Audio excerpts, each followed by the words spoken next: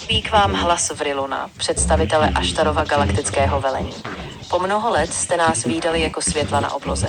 Nyní k vám promlouváme v míru a moudrosti, jako jsme to dělali s vašimi bratry a sestrami po celém vašem světě, na planetě Zemi.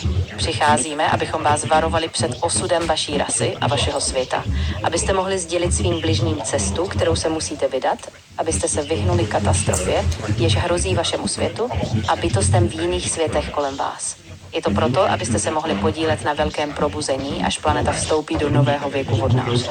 Nový věk může být pro vaši rasu obdobím velkého míru a vývoje, ale pouze tehdy, pokud se vaši vládci dozvědí o zlých silách, které mohou zatemnit jejich úsudek.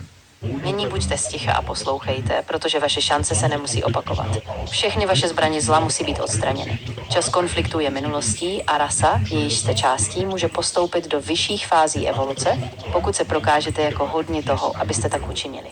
Máte jen krátký čas na to, abyste se naučili žít společně v míru a dobré vůli.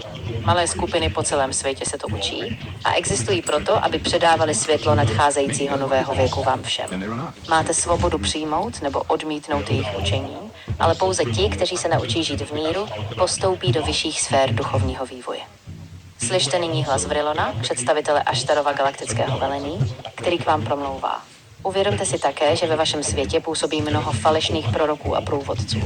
Budou z vás vysávat vaši energii, kterou nazýváte penězi, a využijí ke zlým účelům, přičemž vám dají jen bezcenné drobky. Vaše vnitřní božské já vás před nimi ochrání. Musíte se naučit být citliví k hlasu pravdy ve svém nitru, který vám řekne, co je zmatek a co je chaos. Naučte se naslouchat hlasu pravdy, který je ve vás, a povedete se na cestu evoluce. Toto je naše poselství pro naše drahé přátele. Sledovali jsme vás, jak rostete po mnoho let, stejně jako vy jste sledovali naše světla na obloze.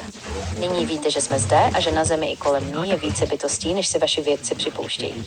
Máme o vás a vaši cestu ke světlu hluboký zájem a uděláme vše, co je v našich silách, abychom vám pomohli.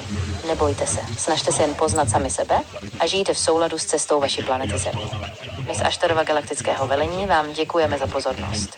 Nyní opouštíme sféry vašeho bytí. Kéžte požehnání nejvyšší láskou a pravdou vesmíru.